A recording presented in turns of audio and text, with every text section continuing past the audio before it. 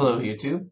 So I know that I put a parody video out there of a little bit of an inside joke. So here's the inside joke. A guy that I knew back in college decided that he was going to buy a OnePlus many generations ago and create uh, an unboxing video. The joke was that he was super hyped about it. He talked about the phone a lot, about the company a lot, about why he liked what OnePlus was doing as far as an industry is concerned. And he never took the box out. He never took the phone out of the box. I hope you understand now. Anyways, here's my actual review. So I have purchased a OnePlus 8 Pro, and I got it in the ultramarine blue. I have not done anything with a case. I have not done anything with a new screen protector. I have literally just used it because. And that's interesting. Look at that. You can see a sensor up here. That is not visible to the naked eye, by the way. So, where did I come from? I came from a Motorola Nexus 6, the original in blue. It was the last one in the entire area that I purchased this back in November of 2014. So I know what you're thinking. Almost 6 years for a single phone. It's pretty good. It is. It's very good for my history too. And I hate spending money. So when this was like $800 right out of the gate, I was kind of upset about it. But I do use my phone for administrative tasks that are not normal. For instance, I remote into things, whether it be work or personal. I also have different utilities to do different things, like I use the app called Torque in order to connect to my car's computer and give me codes so I can help myself with figuring out what's wrong with my car. So the performance of the 6 seems to be doing okay.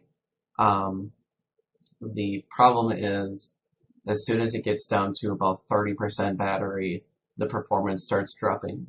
And that's typically due to battery cells just aging and breaking. So your voltages get all funky, and when your voltages get all funky, your hardware gets voltages that it doesn't expect, and it has to throttle in order to protect itself. The headphone jack is also broken. Not that that's too big of a deal because it does have Bluetooth and it works pretty well, but the speaker still works fine. The screen is still fine. As you can see, there's a slight scratch towards the corner here, and that's spidered because I have a glass screen protector on it. It's a really good phone still. I do plan on selling this, but I got a OnePlus instead. So this phone is actually slightly thinner, ever so slightly thinner than the Nexus 6. It is also longer than the Nexus 6. So, just to put that in perspective, the OnePlus is also heavier, and I believe that's because, for the most part, it has a lot more hardware in it, obviously with a lot more cameras, but it also has a bigger battery. And I want to talk to you about the battery life on this so far. When I got it out of the box, it was at 63%. I started installing everything that I could, and I didn't want to run the battery completely dead, but I wanted to get pretty close because I wanted to see how long it would take to get a full charge out of the battery. So it took like 45 minutes to get from like 13% all the way to 100, which is just amazing. And hold on, I'm being a monkey. View detailed usage. Okay. I used that first full charge for just over 5 days. That's relatively light use. I had all of my apps installed. I used Wi-Fi for the most part because I do work from home now. And so it was a lot of listening to Pandora or checking my Snapchat, making a couple calls, looking at Reddit while I'm not at my computer, checking my banking, emails, and a little bit of Facebook here and there. The current charge that I got, so the second charge, hold up, it took 5 days to get below 25%, and I charged it at like 23%. And I unplugged it the second that I noticed that it was full, and it took under 45 minutes, of course. So that was just over 3 days ago, and I have over a day left.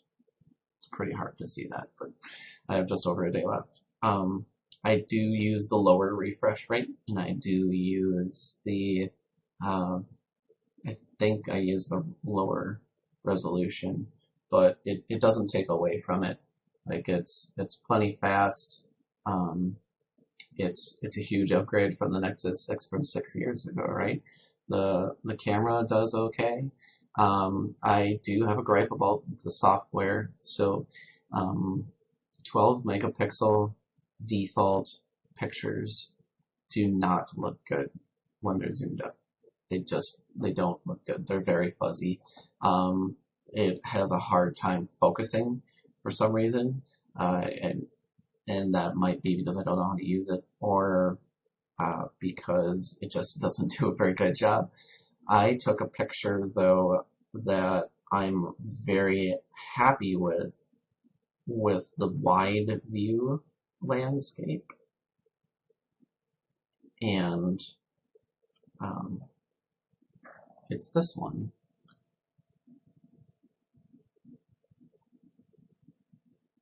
So this one is a really large size, and you can zoom way, way far in and get lots and lots of actual detail. You can't really see that on my cheap webcam, but it's the truth. Just blowing it up on a 1080p monitor from 48 megapixel worth of picture is amazing. So you can actually read the name of the ship there, and I'm standing a couple hundred yards away from it, probably about 300 yards away from the ship itself that you saw out there, not the sailboat, the actual ship. Another thing that I have an issue with, and this is totally personal preference, you can yell at me all you want for it, but the slider that is on the side that switches between ringing, silent, and vibration, that I have a problem with. It's not that it doesn't feel good. It's totally personal preference. I use it solely because it's there. I almost have never had a problem with making sure that whenever I'm going to engage in something, whether that be going to a meeting or driving or going to bed, I know exactly through the software how to get to what volume setting for my notifications that I want. That being said, the notification settings in Oxygen OS are awesome. You can fine tune every single application and what they do within the slider. It's really difficult to say anything bad about that portion of it. There's no head jack on this phone, which again is not the end of the world to me. I know it is to some people. I do plan on upgrading my stuff so that I don't have a problem with that. And yeah, so that being said, if you guys have any questions or comments, please feel free to let me know. I can let you guys know either in a follow-up video or in direct messages, like exactly my use cases for the phone. And if you have any questions about it, or where I got it, or anything like that, please feel free to reach out. If you do like more of this content, I do have other things that I purchase that I could give a review about. I am going to be building a new computer later on this year, and I do plan on having kind of like a build vlog of that going on because it's a pretty big deal. Other than that, let me know if you like this. Have a good day.